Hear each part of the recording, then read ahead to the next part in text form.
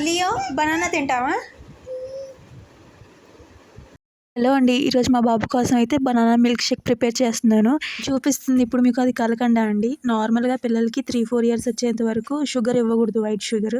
కలకండ లేదా బెల్లమే ఇవ్వాలి. నేను ఆల్రెడీ పాలు వేడి చేసి పెట్టుకున్నాను. అందులో కలకండ వేసేస్తున్నాను. అదే మెల్ట్ అయిపోతుంది.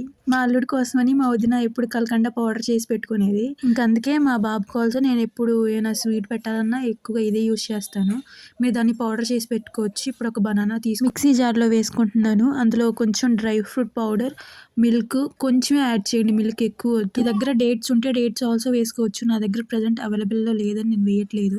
డ్రై ఫ్రూట్ పౌడర్, కాజు, బాదాం, పిస్తా అవి రోస్ట్ చేసి పౌడర్ పట్టిందండి. ఇంకా లాస్ట్‌లో అయితే బూస్ట్ వేస్తున్నాను ఫ్లేవర్ కోసం అని చెప్పేసి.